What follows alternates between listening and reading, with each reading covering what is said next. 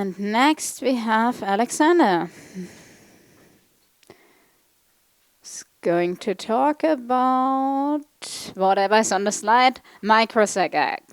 So take it away. Okay, it took a few seconds last time. I think we're still doing pretty well in this session in terms of issues with the slides. Okay. Well, now I jinxed it. Yeah, I think there's a lot of animations. Okay, I downloaded PowerPoint as well, so I guess we can fall back to that. Okay, great. Okay. Floor is yours. All right, thanks. So yeah, this is MicroSecAgg by Yue Guo, Antigone Polychroniadou, Elaine Shi, David Bird, and Tucker Balch. So I'm not Yue Guo. Yue was supposed to give the talk today, but because of visa issues, she couldn't be here. Okay, so I'm filling in. So first of all, what is secure aggregation?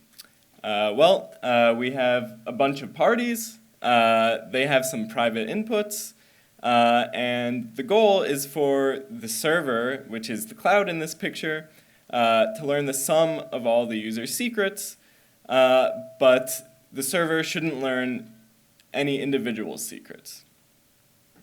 Okay, and so the threat model here is, of course, some of the users might be corrupted. And also, the users can only talk to the server, and they cannot talk to each other. Also, the users might drop offline and come back online later, and also the server itself might be compromised. The contributions of this paper are they improve the efficiency of existing secure aggregation protocols. Namely, they get 20 to 100 times faster than the previous best of BBG plus 20, and also 200 times less bandwidth cost, and reduced round complexity, while achieving the same level of security as the previous. Okay, and there are also a couple of follow-ups of this paper, Lerna and Flamingo. They both use the reusable setup idea of this paper that I'll present in a few slides. And yeah, Lerna is this quantum safe solution, and Flamingo is efficient for large models, which yeah, this work could not handle. Okay, so in particular, there are two variants of the MicroSecAgg protocol that are presented in this paper. The first protocol is tailored towards small input domains, and some of the applications in this case are voting, number of page accesses and telemetry, testing results for contact tracing, and federated learning for quantized or sparse neural networks. And the second is more tailored to large input domains, and one application of this is also FL, but with the limitation that it only works for moderately sized models. Okay, so first I'll present a sort of naive protocol based on threshold secret sharing. So here, each of the parties has their secret, and the first step will be sharing the secret to the other parties using some threshold secret sharing protocol. And it'll encrypt the shares to the corresponding other parties using some agreed upon key, send it to the server, who will then route these shares to the correct party. And then the parties will take these shares and add them up and send them to the server. And because we'll be using a linear secret sharing scheme, these added shares will correspond to a secret sharing of the added inputs of the users. Okay, and so then the server can take these and reconstruct the original model. Okay. So what's the problem with this solution? Oh, sorry, not yet, sorry. Okay, a benefit of this solution is even if parties drop out, because we're using threshold secret sharing, we can still reconstruct. Okay, so that's a benefit. But the main problem here is that this protocol has O of n communication per user per each iteration, which might be expensive. And so sort of the key insight of this work is, can we share something that is reusable so that you only pay this O of n communication per user once, and then in subsequent rounds you don't have to pay this. Okay, so here's sort of the first attempt at using this sort of reusable technique. So here, there's some initial setup phase, and each party will have random values, R1 through R6 in this case, and they'll start by just sharing these values as before. Yeah, and that's it. That's the whole setup phase. And then in the aggregation phase, where each user gets their private secrets S1 through S6,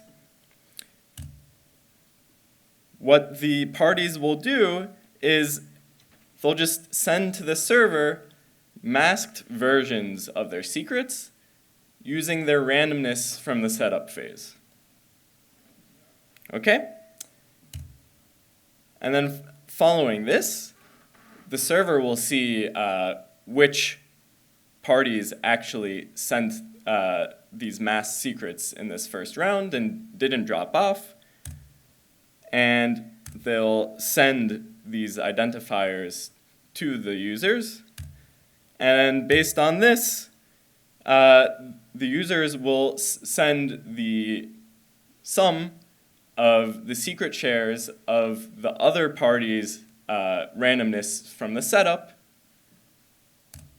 from which the server can reconstruct the sum of these masks and then subtract these from the sum of the original masked secrets from the first round to calculate the actual aggregated sum. Okay, so that looks nice, but there are some issues. So let's see how an issue might arise. So let's say there's a second round where the parties come with new secrets, it doesn't even have to be new secrets, but there's a second round, and the first user is offline for this round. So the parties continue the protocol as before. They send in their masked inputs using the same random value from the setup phase. And you can probably see where this is going. They'll continue the protocol, and this time the server will reconstruct the summed random masks of all parties except for party 1, and from this compute the sum. But of course, using these two different sums, the sum amongst all of the users from the first iteration and the sum amongst all but the first user for the second iteration, the server can actually get R1, and so it can actually get the secret input of party 1 from the first iteration. Okay, so now let's fix this. And to fix this, we need to further hide these sums.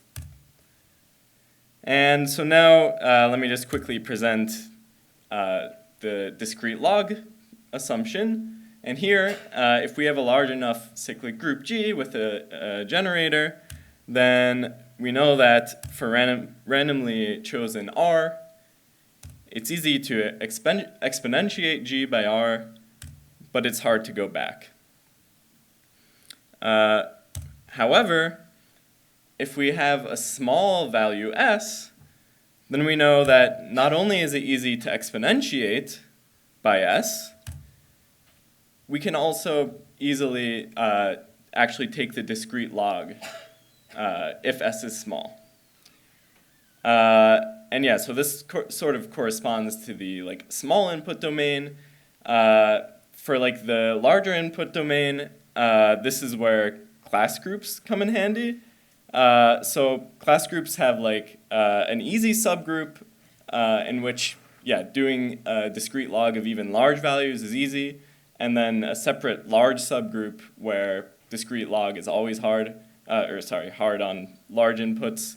And so what they'll do in this eventual solution is they'll use the easy group to encrypt the secret inputs, but then add the mask in the hard group. And so, yeah, I'm not going to cover this too much, but this works for even larger inputs. Okay, so how does the protocol work now? So the parties will again compute the masked inputs using the same setup randomness in each round, but this time it'll send in G to the masked values. Okay, and then again, the parties will get the clients that participated in the first round, and then send in G to the summed random shares from the other parties. And from this, because we're also using a something like Shamir secret sharing, where reconstruction is actually just linear, the server can actually reconstruct in the exponent the sum of the randomness from the setup, and calculate in the exponent the sum of the secrets, and yeah, if the secrets are small, then it can take the discrete log. Okay, or if you're using class groups. Okay, yeah, and yeah, hopefully you can see that the previous attack doesn't work because even if you get G to the randomness of a party, this randomness will be large, and so yeah, you can take the discrete log. So yeah, I'll just wrap up quickly. They give some new secure aggregation for both small input domains and large input domains. It cuts down the rounds of communication and also the overhead, and yeah, they have some additional improvements as well. But yeah, thank you.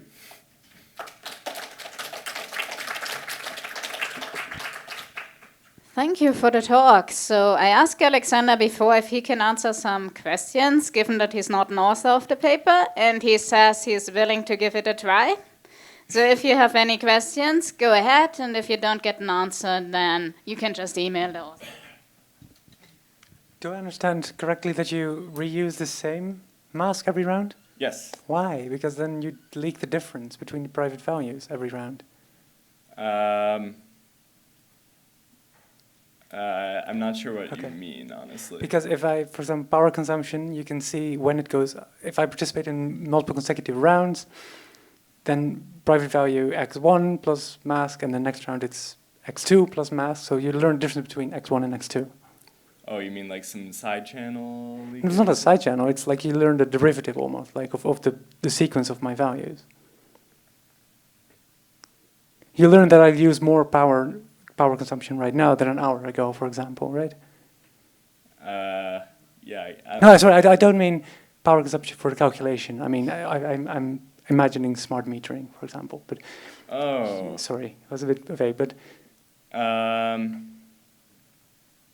I guess because it's summed across users, maybe you can't like identify what a particular user is consuming. No, so I'll contact the author. Sorry, okay. No issue. Can already set up. And one quick question. Oh, there was one up there. Sorry, Alex. I was wondering, maybe you could spend just a little more time on why the attack is now not possible anymore. So basically the attack from the first attempt was that like the server gets sum of R1 through R6, in the first iteration, and then in the second iteration, it gets sum of R2 through R6. And so using these two, it can subtract and get R1. But here, all of that is happening in the exponent. So all that the server can get is g to the R1, but because R1 will be large, it can't take the discrete log, and so everything is still hidden. But so the sum is also computed in the exponent, right? So yeah, couldn't you just like use the result, invert, multiply, and then you are in the small range again, and so you can just extract the result? This maybe I'm not completely sure about, but email the authors. Yeah. I think is the solution here. Okay, thank our speaker again, especially taking questions on a talk that is not your own paper is really amazing and scary, so let's give him a big round of applause.